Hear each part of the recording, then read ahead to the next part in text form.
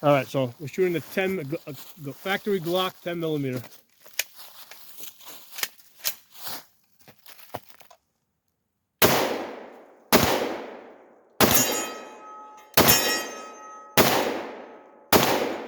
Hold on, finger off trigger. Is that empty? Empty, yeah. Yep. Put 2 on each of the targets. All right.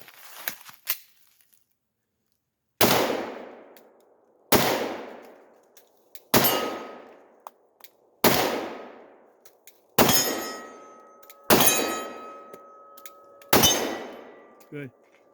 Speed load the middle one. Was that a jam? Oh, no. Did you have a failure to feed? Oh, yes, I did. You did, okay. If it happens again, pause. I want to look at it. Okay. Well, now again? Yeah. Unload on the middle one. Oh, okay. Stop. Come closer. Come closer. I want to see that. I want to see what's happening with this. Weird. Huh. Okay, so it looks like it's starting to push a little bit to the left. Yeah. Put the gun back at the battery. Don't put your hands near the front. There's grips back here for a reason. Try to grab those grips. Okay. Don't put your. All right, back up a little bit. Right there. Go ahead. Speed shoot it fast. Good.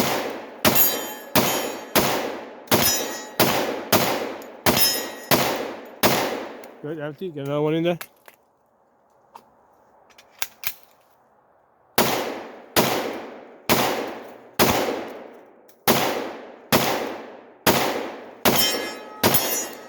Okay. Oh, stop. Let me see that. All right, so you had another failure to feed. Looks like, Give me. All right. Let me see that. All right, so that looks like that. Give me a mag. I want to see if it's your. Give me a full mag. Full mag. Not the only one that has ammo in it. All right. Go load up. All right. Load me up a full mag. Pause the camera.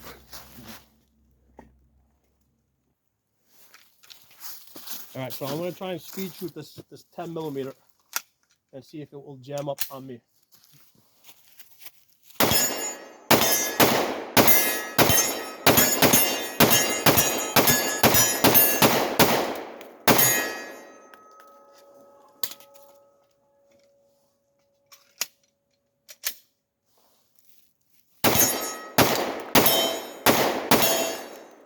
That's empty.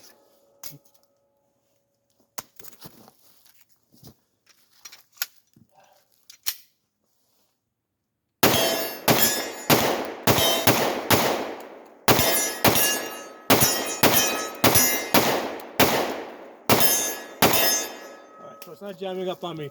So it's definitely you. What you're doing is, you see it down. When I'm standing here, I'm taking a boxing stance. Okay. Like I'm gonna fight, right? Like I'm gonna fight. So I'm basically pushing off this foot, driving the gun forward. Yeah. And what's happening is that's making the gun move around. If you notice that I went a little bit slower than you, Yes. I got more hits, right? That's true, yeah. I did get more hits, right? Now, so it's a combination of I was going slower. Come stand over here. Yeah, so we can see you. I want everybody to know. Hi, this is Ben. How's it going? This is my good friend Ben. Okay, so well, actually, don't stand in front of the gun. Stand here. Yeah, there you go. Good. Right, good. So it's a combination of I was going slower, so I was getting more hits, but me also going slower allowed me to control the gun. So on the one hand, I had a more solid platform. Where my right foot's back, I'm driving the gun forward, right? I'm squeezing hard with my hands, right? I'm paying more attention to my front sight to make sure, because I don't want to pull that trigger unless my sight's on target, you know? So me going a little bit slower allowed me to hit more targets, but it also allowed me to make the gun cycle. Because here's the thing, this is a recoil operated gun. Yes. In order for this gun to work, the bottom part of this gun has to stay steady while the top is going back and forth. Okay? That's the only part that really has to move. Right, that's the only part that should be moving. It should be going boom, boom, boom, boom, boom, boom, boom, boom, boom.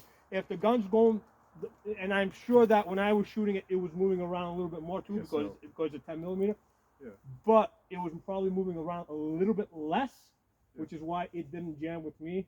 Yeah. With you, there was probably a little bit more motion. Yeah. So as this thing was, I'll just pinch myself. So as this thing was moving around, it was bleeding off energy.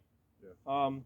And that's what was causing jams. Because you've got at least like 3 or 4 on camera, and then you've got another 4 or 5 before off camera, so you're consistently getting jams. So when I'm doing it, there's no jam, so it's most likely you. All right. Now, here's the thing. This is a factory Glock. Let me show the camera. This is a factory Glock. Okay. So here's the thing. The problem that I'm seeing here with this, I've seen with like polymer 80s, you know. Yeah. But it's usually a user error as well. Perhaps, yeah. I find with the polymer 80s they're a little bit less forgiving. Yeah. So with this you can move around a little bit more and you're less prone to jamming. With the polymer 80s, I find if you move around a little bit, if you don't hold it still, it's going to jam even faster. So that's something interesting. But the real interesting thing is I'm used to running the things with the optics on top of it. Yeah. So now I'm not used to gripping the thing, so that's why it hit me before a little bit. So I kind of got a little bit spoiled with just racking. Yeah, all that.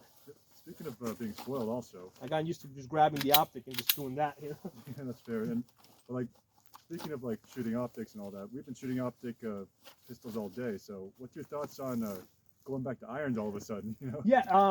I didn't have that much of a problem. I really didn't, like, in other words, I was able to pretty much, I like having the optic better. Yeah. The nice thing about the optics is, like, I can look at the target over there, I can focus on the target, and my reticle's on the target, so a single point of aim, okay? So with the pistol, there's 3 points of aim. You got rear sight, front sight, target, so you have to basically focus on the front sight, but that's not entirely a natural thing. The natural thing that you want to do is look at that over there, not look at this little thing over here that's a couple of feet in front of you. That's why red dots are the future. Yeah. So in a stress, like here, I'm not under stress. So it was really easy for me to bring my focus back from the target where it normally is, bring it back to the front sight over here. But I think in a stressful situation that might be a lot more difficult. And here's the thing, it's like one of those things where regardless how much you practice shooting with your iron sights, until you get into a stressful situation, you don't know how quickly you're going to be to get back to your front sight. And here's the thing, even if you've been in situations where you've done it, just because you did it the first 2 times, right? Let's say you're somebody that you're thinking of going to the Air Force, right? I am in the Air Force. Oh, you're in the Air Force. Yeah. Okay, cool. I got Air Force man here. So the interesting thing is, even if you're in a situation where you've been in combat, right, and you react a certain way a couple of times, it doesn't necessarily mean that the 4th or 5th time you're going to react the same way. Hell, we got Victor. Cool. So anyway, that was fun, a lot of fun. I'm glad I got a chance to test out your 10mm. I don't get to shoot 10mm that often. But that was a really fun experiment. I very much enjoyed watching you jam the gun up. Oh, thanks. Well, Air Force guys, man, they jam up guns. I mean, Air Force. Not in the Army anymore. Cool, good stuff. Let me turn this camera. Yeah. Let's